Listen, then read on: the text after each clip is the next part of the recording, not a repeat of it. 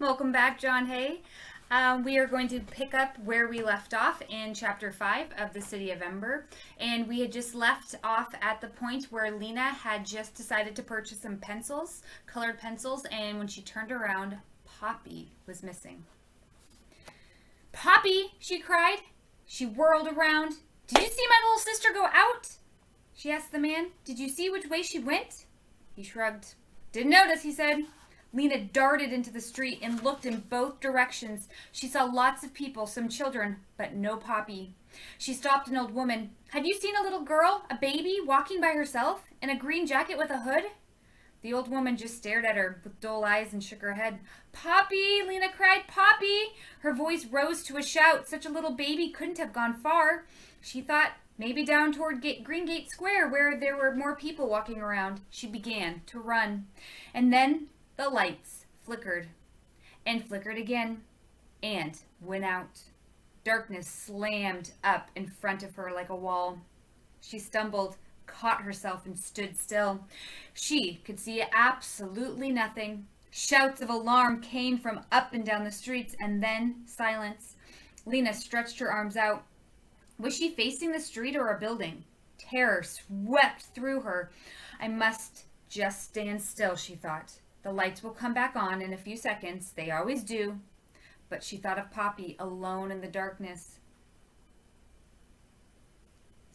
But she thought of Poppy alone in the blackness, and her legs went weak. I must find her. She took a step. When she didn't bump into anything, she took another step, and the fingers of her right hand crumpled against something hard.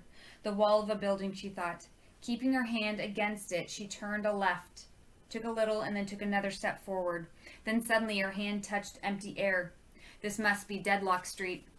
Or had she passed Deadlock Street already? She couldn't keep the picture of the streets clear in her mind.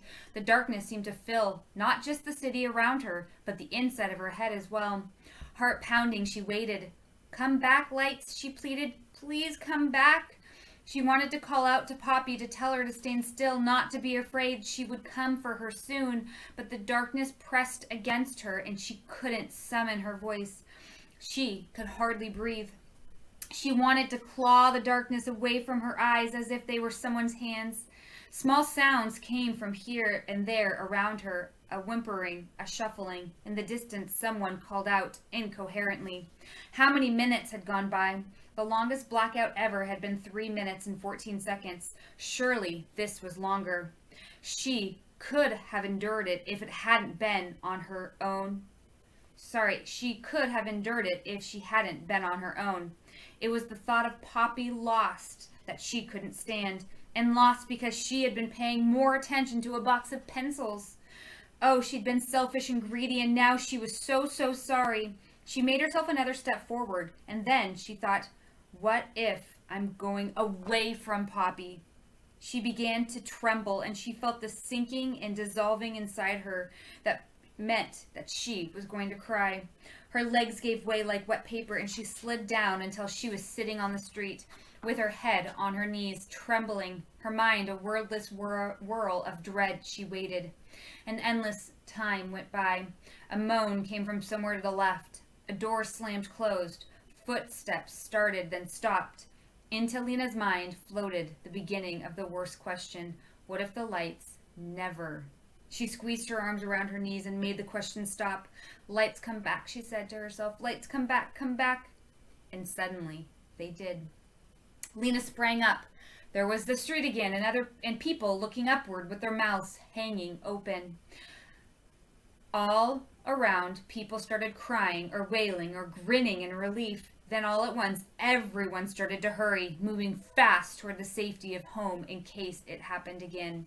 Lena ran toward Green Gate Square, stopping everyone she passed. "Did you see a little girl walking by herself just before the lights went out?" she asked. "Green jacket with a hood?" But no one wanted to listen to her. On the B Street side of the square stood a few people, all talking at once and waving their arms. Lena ran up to them and asked her question. They stopped talking and stared at her. "How could we have seen anyone?" "The lights were out," said Nanny Proggs, the tiny old woman whose back was so bent that she had to twist her head sideways to look up. Lena said, "No, she wandered away before the lights went out. She got away from me. She may have come that direction." You have to keep your eye on a baby, Nammy Prog scolded. Babies need watching, said one of the women who'd been singing with the believers. But someone else said, Oh, a toddler?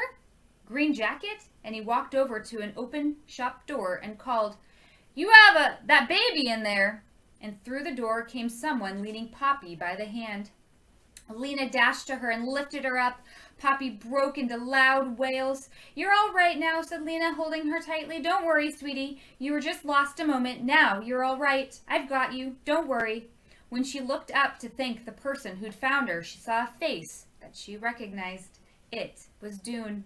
He looked the same as when she'd last seen him, except that his hair was shaggier. He had on the same baggy brown jacket he always wore. She was marching up the street by herself, he said. No one knew who she belonged to, so I took her into my father's shop. She belongs to me, Lena said. She's my sister.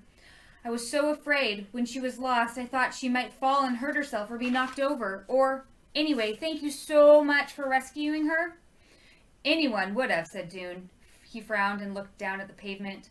Poppy had calmed down and was curled up against Lena's chest with her thumb in her mouth. And your job? How is it? Lena asked. The pipe works. Dune shrugged. All right, he said. Interesting, anyway. She waited, but it seemed that was all he was going to say. Well, thank you again, she said.